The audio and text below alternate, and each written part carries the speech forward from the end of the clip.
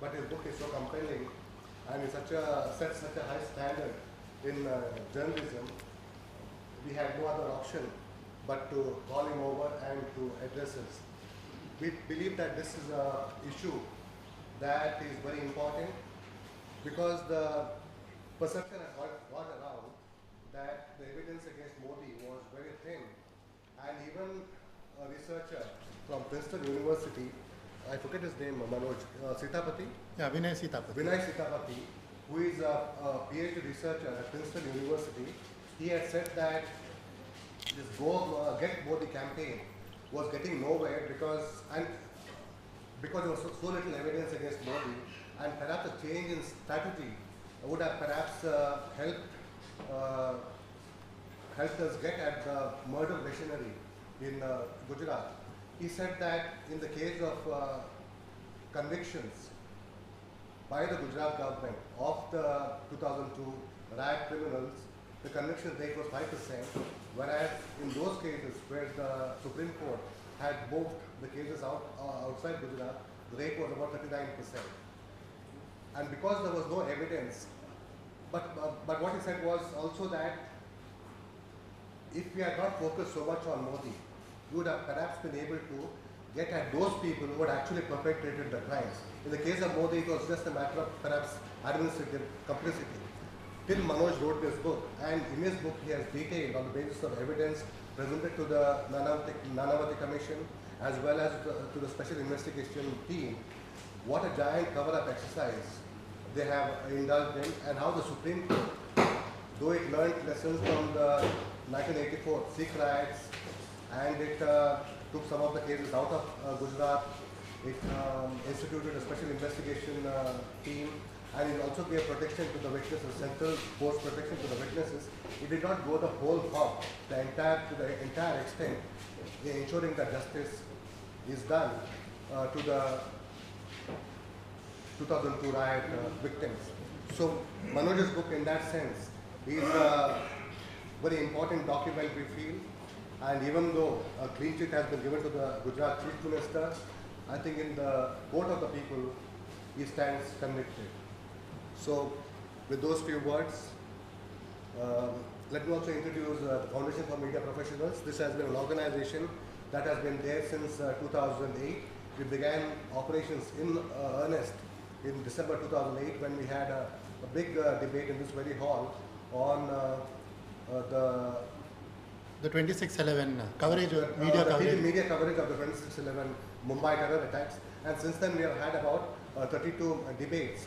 This is separate genre. This is called lecture.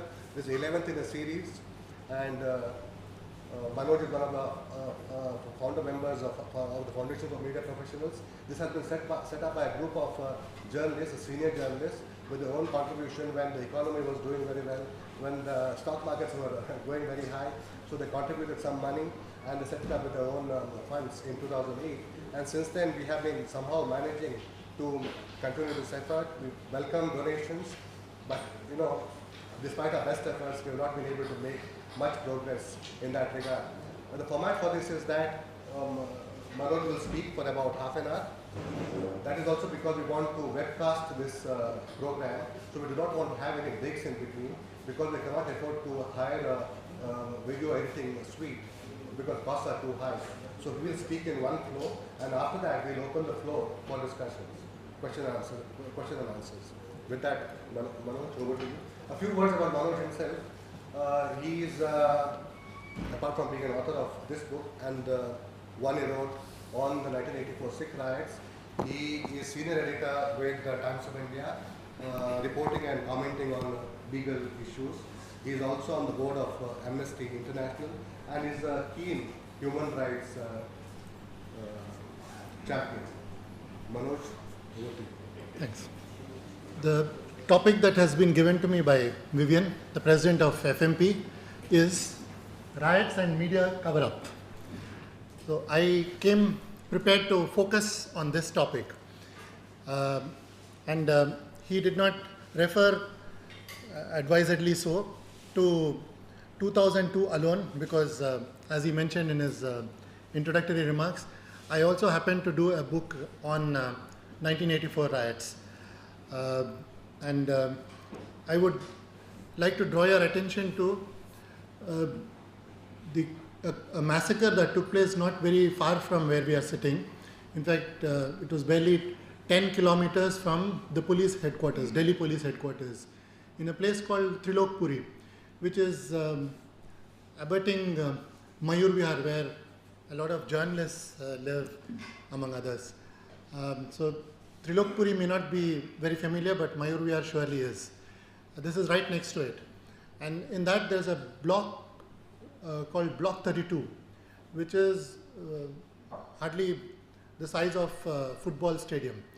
Now, in 1984, this was something that stood out, and yet we hardly know anything about this place.